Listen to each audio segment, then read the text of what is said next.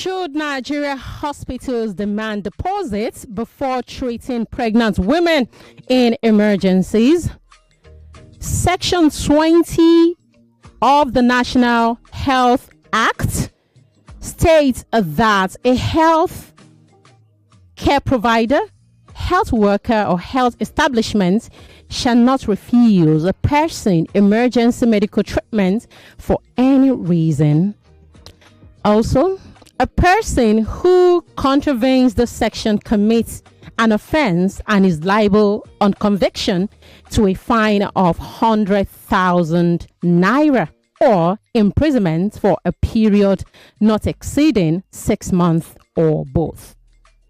In Nigeria, the right to life as provided in Section 33 of the Constitution of the Federal Republic of Nigeria, 1999, as amended, is interwoven with the health rights provided in the National Healthcare 2014.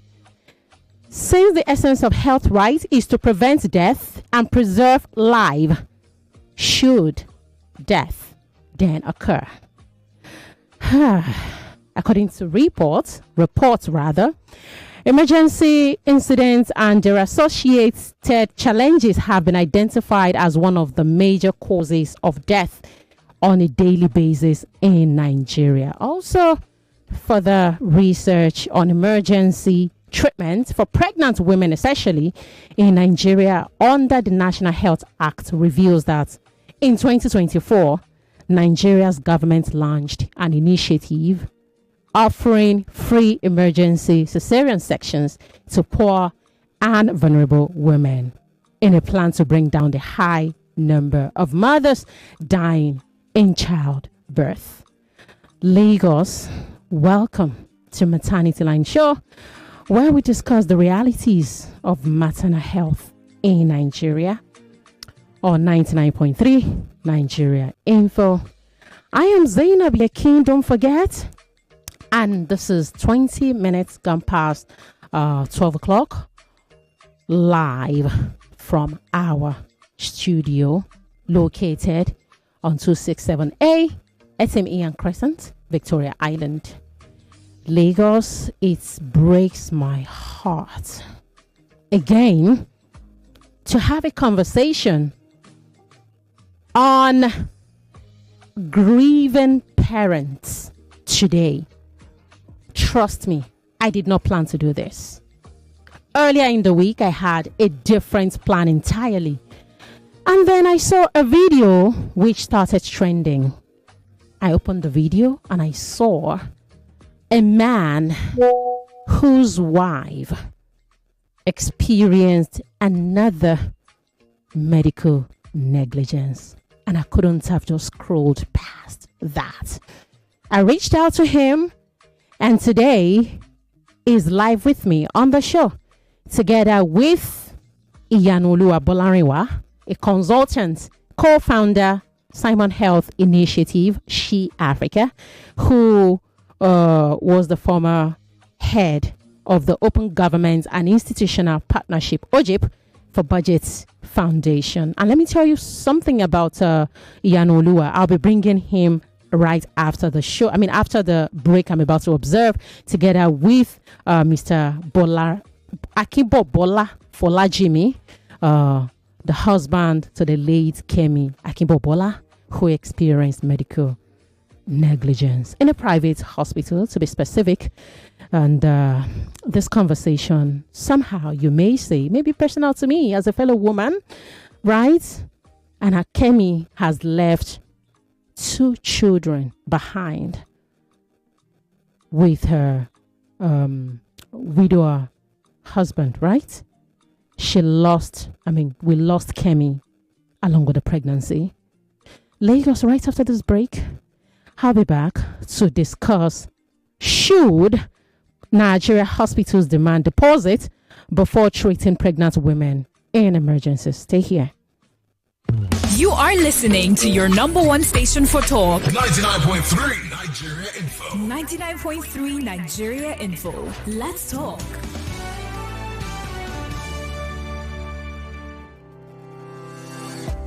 Did you know that micro, small, and medium enterprises account for 96% of Nigeria's businesses and contribute to about half of the country's GDP? They also provide around 84% of all employment in the country. Want to know more? Join us on Board Street Drive, our new business show, 2:30 p.m. Mondays on Nigeria Info 99.3 FM. Let's talk. For 3 great seasons, the fans have fought with passion and fire. Their best they brought. The banter was bold, the debates were tight. Each word a weapon, each match a fight. But now it's bigger, the stakes much higher. The battle returns, and it's full of fire. Fan Battle 4 with Femi and the gang on 99.3 Nigeria Info. The stage is bang. In partnership with Sports Salon, we raise the game with glory, honor, and a shot at fame. Think you've got what it takes to score? Then step right up. It's time for more. Register now and take your stand. Your time to shine is now at hand. Registration is ongoing on www.nigeriainfo.fm. And Battle 4. Let the battle begin.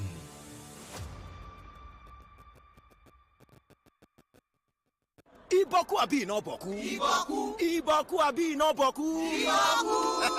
Things cost. But you don't check for boku. Quality, it day. Prices way better pass inside market nko, it day. So, whether na groceries or abi na food items, check boku first. Oya, alele go boku mats now. Highest, na 5 minutes waka. Make yourself cruise on this boku enjoyment. For better weekly deals, follow at boku mats. Join o. Iboku abi no boku. Iboku. Hello, Mr. Akinbobola. I can see you. Good afternoon, Station sir. for talk. Let's talk. Okay, we are back on air anyway. But I can see you already. Also, Captain Blazy. Thank you for staying online.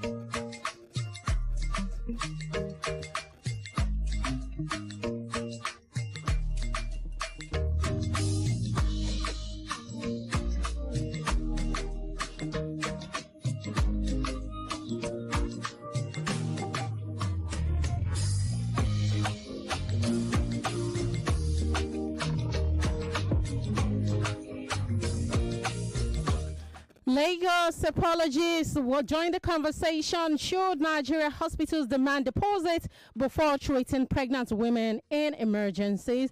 I was trying to play a 3-minute video of one of the guests I'm having on the show today, the widower who recently experienced this.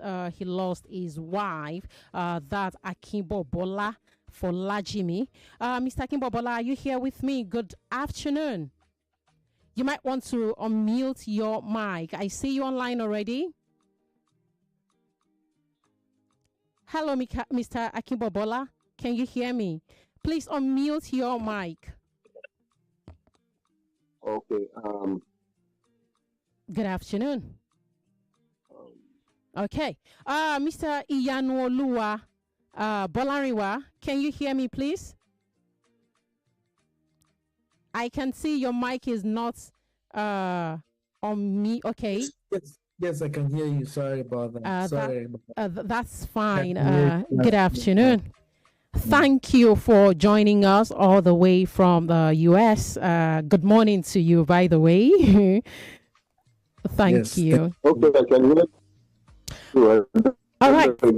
All right. So Lagos, Iyanuoluwa Bolarinwa is the former head of the Open Government and Institutional Partnership, OGIP, for Budget Foundation, and he has led one of the most extensive health campaigns in Nigeria. Of course, the campaign focused on health sector accountability, vaccine and epidemic preparedness under COVID-19 transparency and accountability. CITAB is also one of the renowned loud voices with strong interest in open government, fiscal transparency, accountability, public finance, public policy, and community development. And guess what?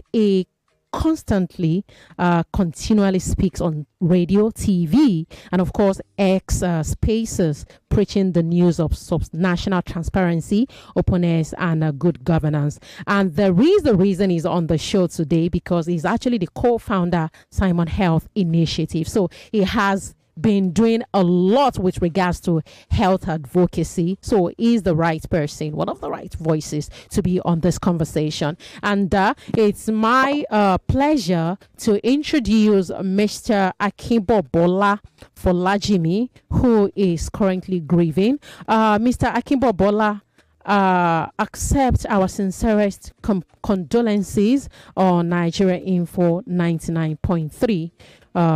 Welcome to the show.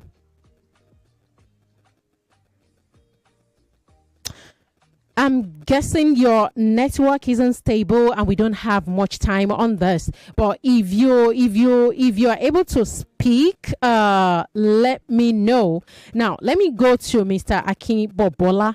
Mr. Iyanuoluwa Bolarinwa.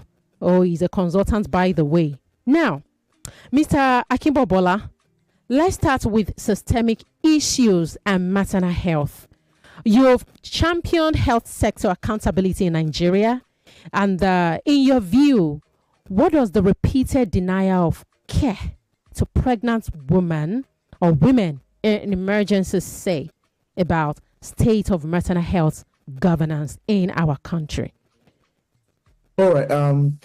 First of all, condolences to Mr. Akinbobola. I'm not sure if he can hear us, and I'm trying to. I can see that he's trying to speak as well. So, maybe I'm going to put him on the telephone. Captain Blazy, can you hear me, Mr. Akinbobola? If you can hear us, please say something. I think he's trying to speak. Okay. But I think his network is also very bad. Okay, let's not use that to waste time. Let's go on, Mr. Bolarinwa. Okay. Yeah, so thank you so much for the opportunity. And so it's an array of issues, and very sincerely, it just shows that we still have gaps that we need to fill in our country. And, situations like these continuously remind journey to be treaded. It's a marathon and not a sprint, as I like to always say. And I know that when it comes to healthcare in Nigeria, we still have a long way to go. However, it's also important that we also put into consideration things the government has put into place. From the NHI for 2022, which mandates that everybody be on health insurance, to state government, putting different means and different methods into place to ensure that their citizens are covered, under health insurance schemes. And we continuously ask about what about people who are not officially on the government's payroll? How do they get into these health insurance schemes, right? I mean, when you're not a civil servant or when you're not part of the staff of the government in any way, how do you then become, a member or a partaker of the health insurance scheme? And that's where a lot of education needs to come into place, which is letting people understand that you can actually subscribe to these things. You understand? So those are the things that the government has done to ensure that, people are covered on their health insurance. I mean, it's unfortunate that accidents like this always happen. And it's very unfortunate because losing a wife and a son or a daughter, it's not something you are happy about, right? However, you would also hear arguments from the healthcare sector providers saying we've had history of being burnt in our own magnanimous, help to people. But I mean, and that's happening because we still don't have a proper data system in the country. And like I always say that until we have that proper data system where we can recognize everybody, we can know who is who, we have a perfect address of everyone, we'll still continue to fight that battle of, having to take people to the hospital and rejecting them. Because I mean, I don't like to compare Nigeria with other countries. I always believe that Nigeria also has that potential to be great, where you take people to the hospital and your responsibility is to treat them first before any other thing else. We've had different laws, put into place where we've said, do not deny people treatment, do not send people back because of police reports. We've had barrage of issues around hospitals rejecting patients, especially patients that are in dear need. I mean, it also shows that our healthcare sector still has a lot of work to do, and it shows about how underfunded the health sector can be in Nigeria. I mean, the NHIA Act, by the time we did our own research, we realized that each Nigerian is given a 3,000 naira per year on the national health insurance scheme. So you ask yourself, what's 3,000 naira supposed to do in the economy of today, right? And I mean, a lot of the spendings that goes on health goes into all of infrastructure rather than providing the healthcare. I mean, rather than goes more into salary payments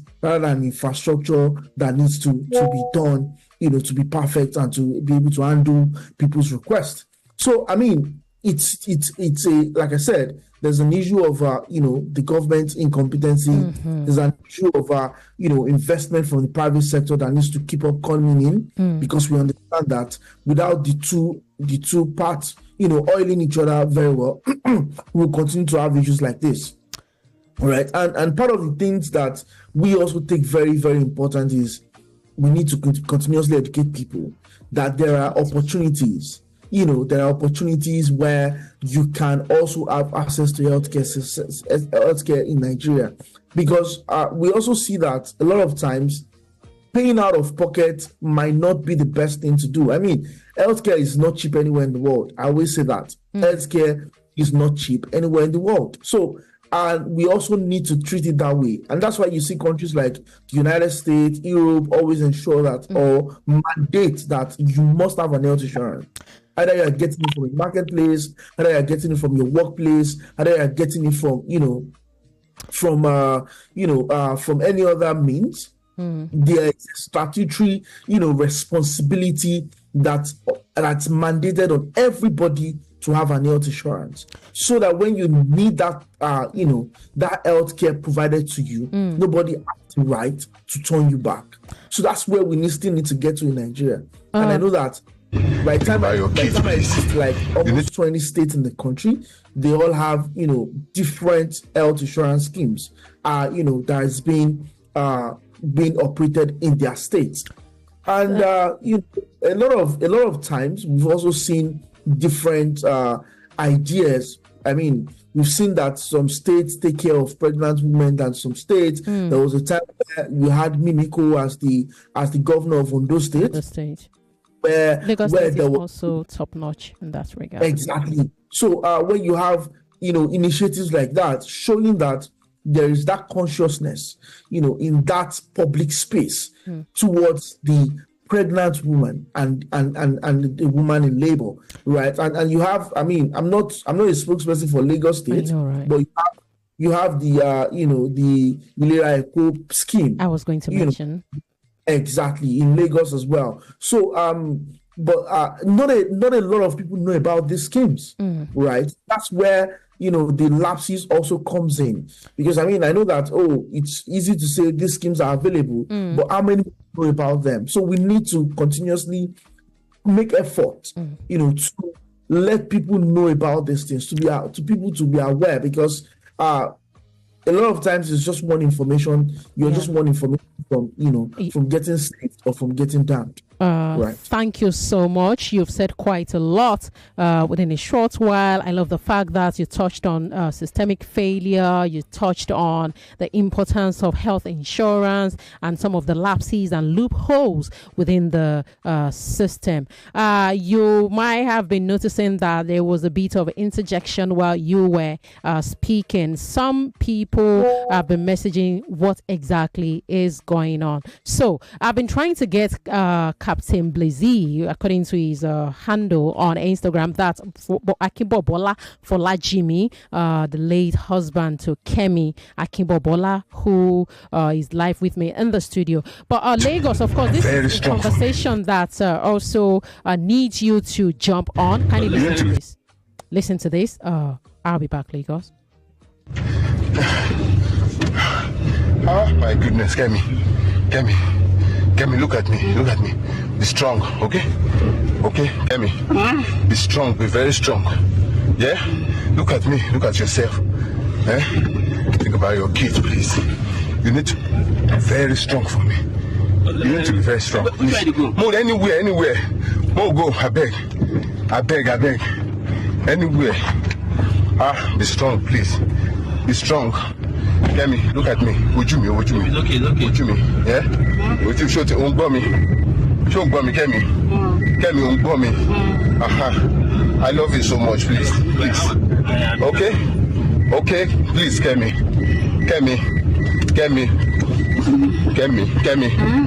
please now. We are going to the hospital now. Yeah? We are going straight to the hospital now. We will get back from here. Kemi, please. We are going to the hospital now, right now, okay? Okay, Kemi? No, it's okay. God, have mercy on us. Oh, child. Yeah, Kemi, can you see me? That was the voice of Akinbobola Folajimi, who was meant to be on the show with us this afternoon on Maternity Line. But due to weak network, internet on his part, I believe is unable to speak with us right now on the show. Thank you so much, Mr. Bolarinwa, for staying with me, for staying with Lagos. What happened in that video?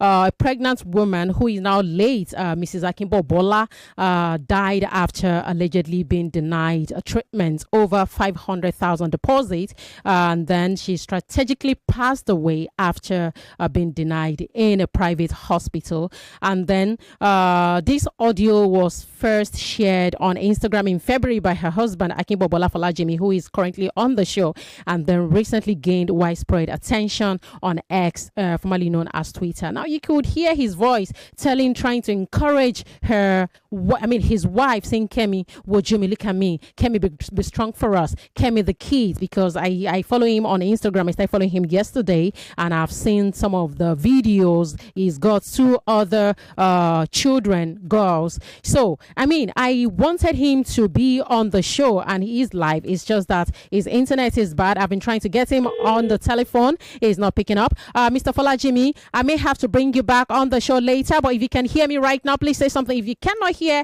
me, then we have to go with Mr. Bolarinwa, because there is so much to understand on this conversation. Lagos, to be a part of this conversation, the numbers to call 0201 277 0993, 0201 465 7190, 0809 597 5805. is our WhatsApp number. All right. So, Mr. Folajimi, you've said quite a lot earlier, as I said, right? But I need us to also touch on some other areas, because if time permits us, I would love for us to talk about subnational transparency and policy implementation, public engagement and advocacy, governance and budget transparency, the vision for the future. A lot I would love for us to touch on, but let me just go straight into this. We often hear hospitals say we are underfunded, we need deposits. But from your perspective on transparency and accountability, is that a justifiable reason to risk the lives of pregnant women? So that's a very, very, very dicey question, but I would try to be very careful with it, because one of the things I was able to do was to speak with a lot of directors, from UCH, from all the FMCs across Nigeria, and just learning what happens in their respective hospitals. And you would hear stories like, we've not had, a stable source of electricity in this hospital for the past 6 months. I mean, if you were following the news, you will realize that even the University of Ibadan, UCH, was cut off, electricity because it was owing bills. And people and patients started having to take care of their own electricity within the hospital. So those are the issues. So hospitals are definitely underfunded across the country, right? And that's why you see that the private sector continuously understand that there's nowhere else they would get their money from apart from their patients. Right, and to keep operations running, they need to ensure that they are able to make their money. Because by the time they open their books to you as well, you would see that a lot of times they also have a lot of default that's going on across their own systems as well. However, we've also seen that there are some special programs, FMC Putemeta, for example. Right, there are people who help other people to pay their bills. There's a special program that I've forgotten the name right now. We've also had a similar initiative on the Crossfire, my other show that I produce. Yes. Yeah. So exactly. So you would realize that a lot of times we know these challenges, and we know that to be able to help people, we need the help of other Nigerians, to come in to support them, because understanding that healthcare can be, challenging and it can be draining. We also need that support, and that's why foundations like Gate Foundation, they help to provide vaccines across the country. Having polio kicked out of Nigeria today was part of the benevolent contribution of the Bill and Melinda Gates Foundation, right? We might continuously say some of these foundations have some sinister plans, but it's also an evidence that there is a lot of work that they've done that our country might not be able to fund right now. But should we not be able to fund them? That's another conversation entirely. You understand? So, but the reality still stems to answer your question, that hospitals are very, very underfunded, especially the federal government hospitals, both the state and the federal government. Some states are luckier than other states. I would say maybe Lagos State is luckier than other states, but in Mina, FMC Mina, I was speaking to the director of the CMD of the hospital. It was lamenting bitterly as how they need to sometimes bring money out of their own personal pocket to buy for the diesel to power the hospital. And you talked about the neonatal unit where you have electricity 24/7. So some of these things are we all know that there's a challenge of transparency and accountability when it comes to ensuring that funds are judiciously used. So yes, that's there. However, there's also that point where we know that the government needs to increase the percentage of health in Nigeria. Right now, defense takes the biggest chunk of money. Health is also somewhere around there. But if you can, I will always say that a healthy nation is a productive nation, right? If we're not healthy, we can never be productive, right? So we need that investment in health to ensure that we are able to help people. And the investment doesn't just stem to infrastructure or just building new buildings. We also need to take care of the doctors. And you see, the National Medical Association, NME, yeah, released some figures some few days ago, where you realize that we now have a ratio that is almost impossible of doctors to patients. I can't remember the exact figures right now, but I mean it shows that our doctors are leaving because of the poor system. Because of, I mean, if you speak to a lot of doctors, I mean, they are so frustrated about the system, and it's not just the weak salaries that they get. It's also that the system doesn't just help. Let's not even talk about brain drain. Exactly. So that's the challenge. All right. We need more improvement, and we need the government to get up. Speak to private sector as much as possible. Have PPPs as much as possible. We have a lot of that in Lut right now. Have PPPs across the country, not just, I mean, like I said, some states are luckier than other states, but everybody is going to be, in Lagos State. So we need to raise that, that national consciousness to ensure that we are able to give, a very, very good health care to our country, Nigeria. Thank you so much. And speaking of national consciousness, this takes me to public engagement and advocacy. You often say the world needs more active citizens, right? And in situations like these, where a pregnant woman is denied care, what power do citizens really have to challenge the system? I wish you could answer this in like maybe 1 minute, 30 seconds. Yeah, 30 seconds. I mean, the power that citizens have is to support at that point, right? That's what we can do. We show empathy, and Nigerians do that a lot. We show empathy and we support. And I would say that the effect of what we're seeing is is how poor Nigerians are, not able to afford these things.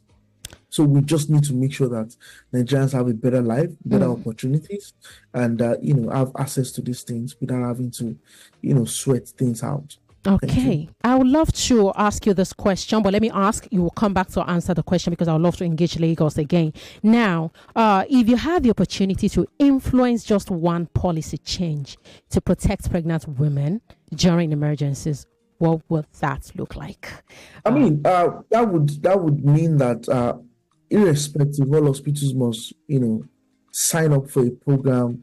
I mean, we ensure that the government provides a special pipeline of funding for pregnant women and babies. Ondo State has done it before. Ondo State created mother and child hospitals. So everybody across the state knows where they need to go. So that's a policy, right? So we need that policy